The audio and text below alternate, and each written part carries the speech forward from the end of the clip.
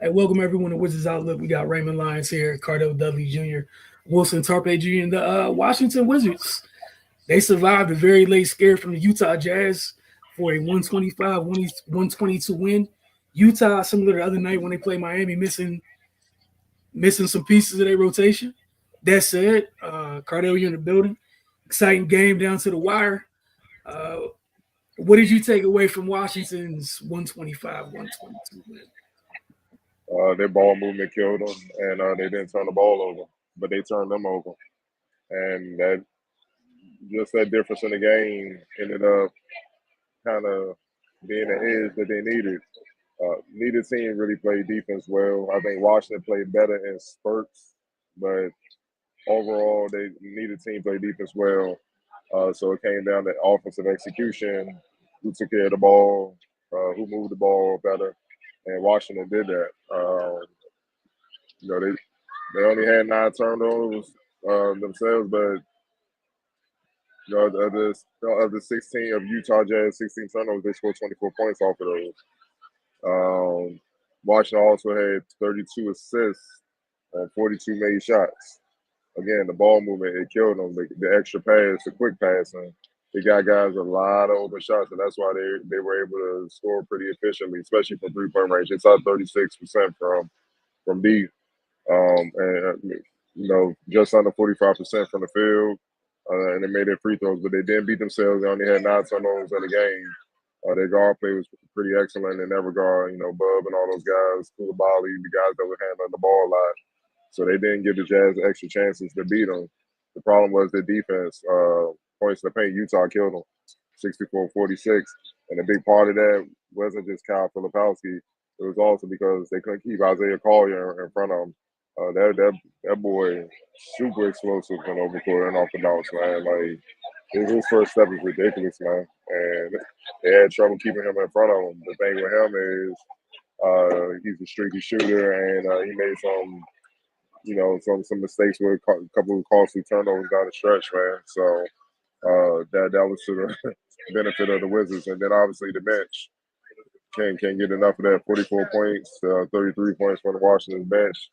That was big time, obviously led by Justin Champagnie, the newly fully signed Wizard, with 17 points on 5 and 9 shooting for 7 from deep. Marcus Smart, the vet, 13, 5 and 4 in 18 minutes. Just being what he is, man. Being an accomplished vet and know how to play the game. That's crazy production in 18 minutes. He got it done. And Vucevic, 8 points, 7 rebounds. Then Kingsbury was 6, man. That bench, that ended up being the difference, man. So all in all, great ball movement.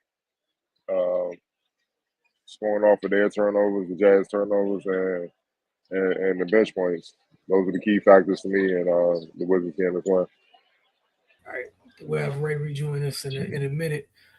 Yeah, I thought it was I was I was kind of I was kind of impressed with at times their defense because they needed to get stops at different points in this game. But Johnny Juzang had himself a night shooting the Yes, he ball, did. like he really had himself a night. Then Filipowski, I know we're gonna talk about him, and some of the youngsters. We're gonna have a bit of a discussion in a minute, so I'm gonna leave that alone. But I was just happy you watch two teams with a good group of youngsters just get after it. Mhm. Night after night in this league, in this day and time, we don't always get that. So it was good to see they just got after it. However, it fell. It fell. It worked out in Washington's favor. And again, I'm appreciative of Washington's vets, where they're they're leading without getting in the young fella's way. And again, just showing the importance of quality vets. It goes a long way. Ray, know you back, so I want to get your take on this game where we saw Washington survive the late scare and whatnot. Yeah, man. It wasn't a pretty game. Like I really pointed out, neither team really was very committed to the defensive end, but the Wizards found a way to win. These are games they typically lose. We talk about what boxes they check or don't check. Um, they were out rebounded handily tonight. The Utah Jazz, they had a lot of success in the paint and at the rim, but the Wizards outscored them by 14 in fast break points. They scored 24 points off of the Utah's turnovers, and they only gave up 18 points off their own turnovers, and they outscored them at the free throw line by 10. So while they were deficient in some areas, they still did enough to win the game. And they actually did. They defended in spurts. They got enough stops to go ahead and secure the win. And that was they did enough basically. And they gave up a big third quarter, but they didn't just get totally demolished in that quarter. They were they were like a step with Utah. They gave up 36 points, but scored 34 of their own. That's typically the quarter where things go off the rails for them, and they got to fight, scratch, and claw just to make it respectable to get in the fourth. And that wasn't the case tonight. They built up a lead early, relinquished it, but kept the game close and and finished things out down the stretch.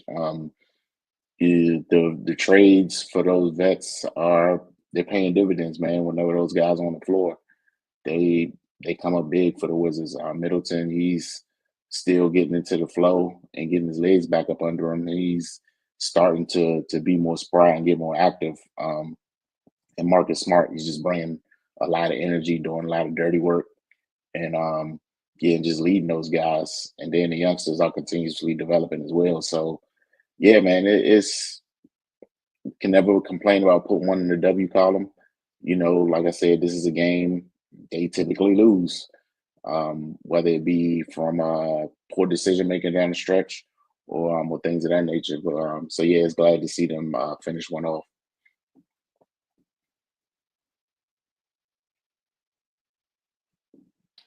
You're on mute. I was saying while I was muted it was good to see them get in the winning column before they go on this extended road trip, where they're going to be going for quite a bit. They get 7 games. That said, it's always nice to leave home with a W. Player of the game for you guys tonight. Keyshawn George, young fella, career night, 23 and 7. He did his thing. He hit some big shots. Right.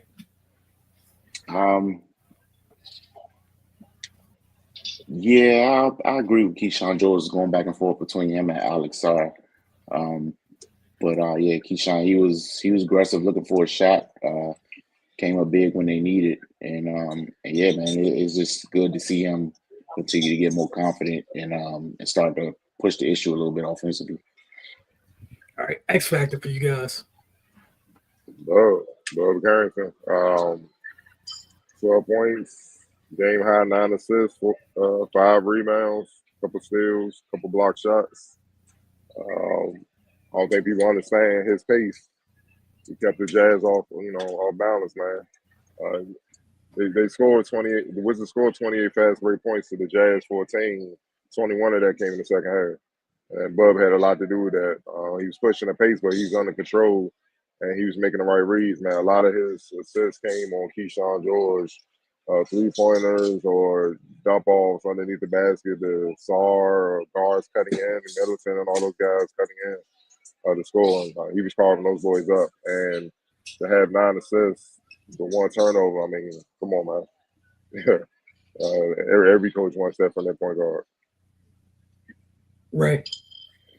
Yeah, man. In a game where there really wasn't much room for error, Cadell just pointed out the assist turnover ratio.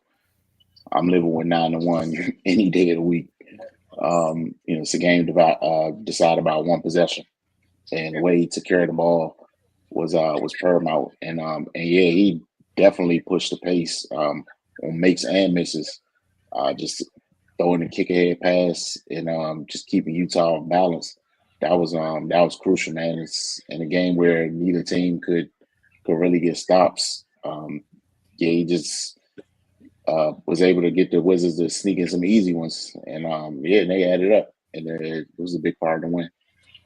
All right. As you guys know, we've been having these questions at the end of Outlook about each team. Ray, we'll start with you this question. Which team's young core is further ahead, the Wizards or the Jazz? We got a great display from these groups tonight. Oh man, Man, that's a tough one. Um, mm, I'm gonna go Wizards just because I think they're a little bit better defensively. Um, and then as far as Bub goes, I think the way he's able to control games with tempo and make good decisions, that's gonna go a long way, man. Uh, and then Keyshawn with his confidence continuing to accelerate is definitely gonna pay dividends. And then Alex Sarr, he just creates havoc, man. The games he's out, um, his absence is felt. He's a deterrent at the rim. I mean, I know the Jazz, they kind of had it going in the paint tonight, but he sends a lot of things back, and when guys get in there, he's down there. They make a lot of business decisions. So yeah, man. And then of course Bilal, he's in his second year. He's just continuing to find himself as an NBA player and round out his game. So yeah, man, it's not by much because the Jazz, their young core is super talented as well. But for now, I'll say the Wizards are a little bit further ahead than they are. All right, Cardell, your answer to your own tough question. Yeah, the Wizards got the edge because I feel like they want balance. Um, they got depth across the board, guards, wings, and bigs. As of now, and but to also be fair, the youngins on the Wizards have gotten a lot more game time this season than the young Bulls on the Jazz. They starting to get it now because obviously the Jazz don't win enough games, and everybody kind of prepared for the draft. The lottery bound teams that is. So you saw a lot of their guys that they were on the bench. Like the Collins, Jason Collins, John Collins, my fault, John Collins. Uh,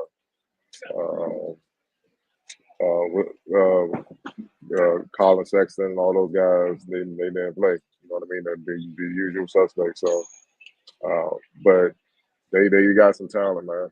They definitely got some. Everybody Filipowski and Isaiah Collier. Um, actually, if Isaiah Collier was a little bit more experienced, uh, he could have recognized that a pick and roll between him and Filipowski would have been trouble because the Wizards would have had to worry about him turning the porter and getting in the paint and going in there and finishing. And they would have had to worry about Filipowski either popping out the shoot or rolling to the basket.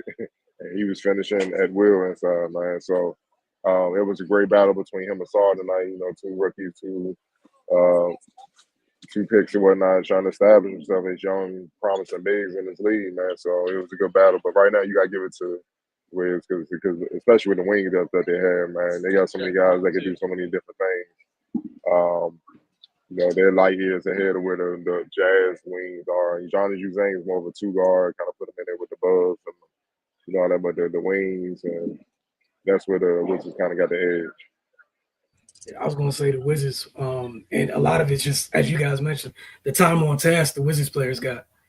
Like I think people feel it more next year, but getting a chance to play 28 plus minutes a night as rooks goes a long way.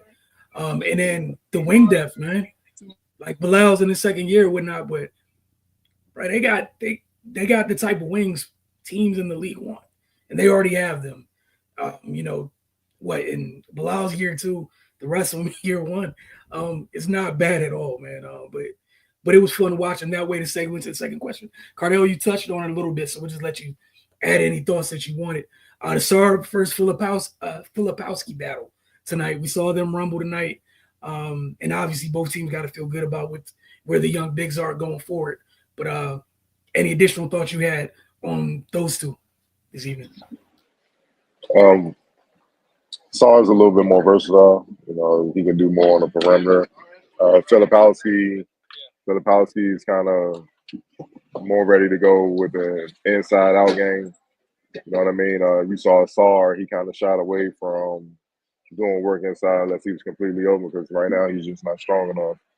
He has to work on that this summer. Once he adds some weight and be able to hold his position in the paint, he'll be more dangerous. But right now, Filipowski is a little bit more advanced in that stage of doing work inside and, understanding how to play bully ball, use his body, use his athleticism and just punish people inside. You know what I mean?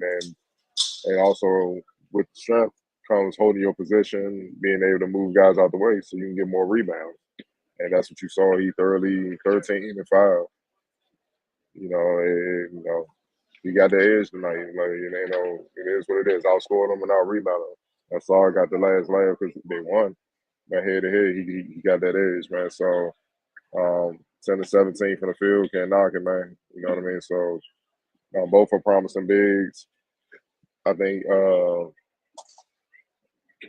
people have seen enough with the Jazz, like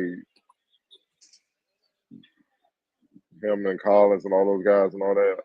Depending on where they get where their draft selection is, wherever their draft pick is, just build out on that perimeter, man. Build around them young bigs, man, and everything. But marketing as well, who's kind of like that 3-4 guy. Build around that, man. Keep building the depth on the perimeter, man. And they're not far away. It's just experience. They got the talent. You can just see it. You can see it tonight, man. And it's not like the Wizards just a bunch of young guys. They still had Chris Middleton and Marcus Smart out there playing. You see what I'm saying? So guys that tons of playoff games under their belt, man, and they was rumbling. Especially Collier. We didn't mention them, Sensabaugh. Was solid tonight, man, going up against Chris Middleton. So they got some pieces, man. It's another reflection of how good the NBA is. It's talent. Like, it's a difference between not being talented and not being experienced to kind of help your talent flourish on a consistent basis, man. That's what being a young player is all about. But every player in the NBA has talent. Otherwise, they won't be there. But the know-how and the understanding of how to make your talent flourish from night to night, that takes time. And that takes a lot of work. And that's the difference between the guys that are at the top and the fringe guys, especially young rookies. So, for sure, man, you got to get the edge to Filipowski, man. But it's just a sign that two young bigs, they got a lot of promise that should do a lot of damage in this league if they continue to work. Right. Your thoughts on the two young bigs going to battle tonight? Yeah, definitely. The biggest difference I saw was the physicality, and yeah, Filipowski just had the edge in that area, and led them having a little more success individually. But yeah, man, sorry, he's got a lot to work with as well. So that's one thing he's got to improve on. You got to get in the weight room, got to get more comfortable. Throwing your weight around down there. It's there's no point being big if you're not gonna be big. So yeah, man. That's just something you got to get a little more used to.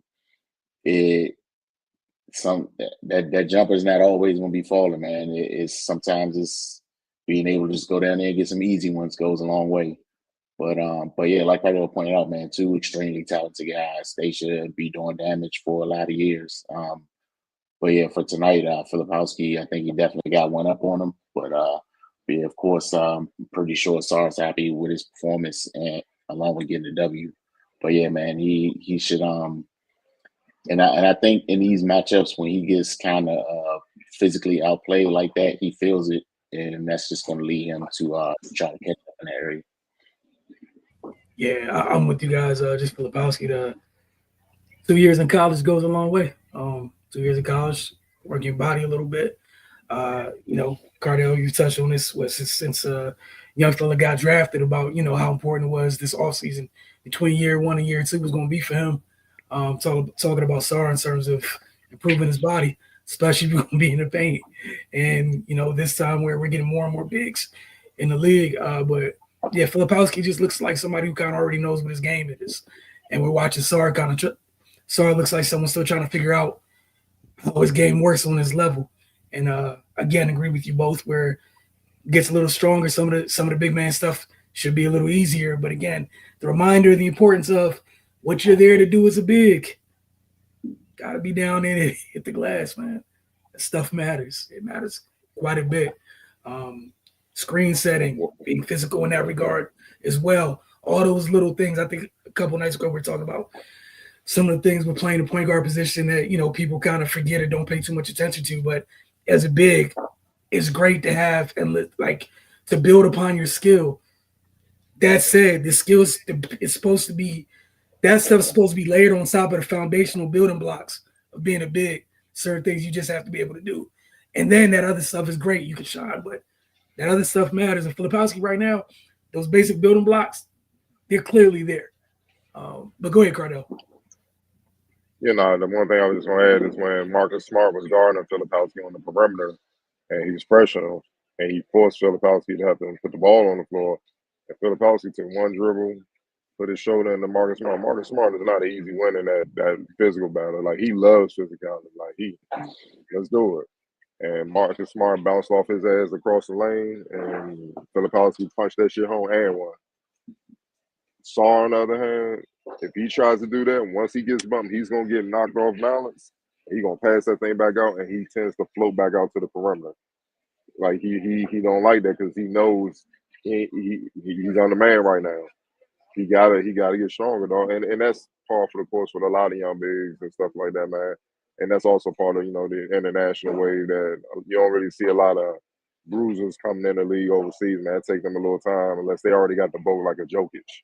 They already big or something like that. But, that's the difference, man. And like Bray said, man, and, it doesn't make sense to be big if you don't play big. You know what I mean? It's cool to have the little man tools to balance everything out. If you out there, just like, I could get it done out here too. Y'all in for a long night, but if you're big, you should be down in that paint dominating, man. We got enough guards in the league, you should be able to balance that thing out, and that's what you saw Philip Hudson like to be Frank. Without his scoring inside, the Wizards probably won this game by double digits. You know what I'm saying? But he was getting them easy passes inside because he was knocking people out the way and being strong, man. Think about it. What he played a couple years at Duke. Yeah. It was 2 seasons. Obviously, it was a couple seasons that he matured physically, and they got him ready for this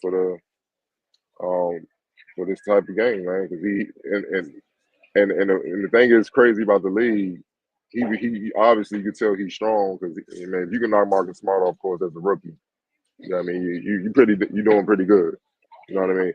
But the way he looks, he don't look as big as you like when you saw him at Duke compared to college. He looked huge.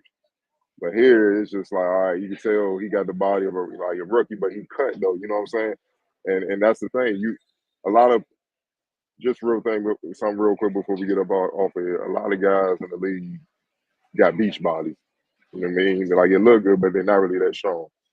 And you can tell who's strong and who's not when contact is made. Who's getting bounced off, who's holding that ground consistently, and who don't fade as the game go along. Like, they're able to sustain it throughout the game to game.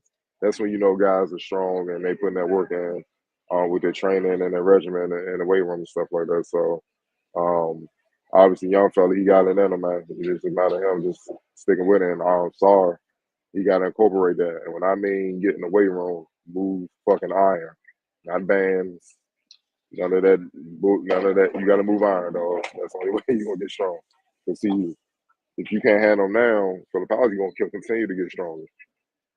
And then it's just going to be impossible. So, I'm excited to see where both of them end up, man, because they both got a ton of potential. Yeah, man. And like you said about the beach body thing, that's when you find out all those numbers for people's weights aren't equal.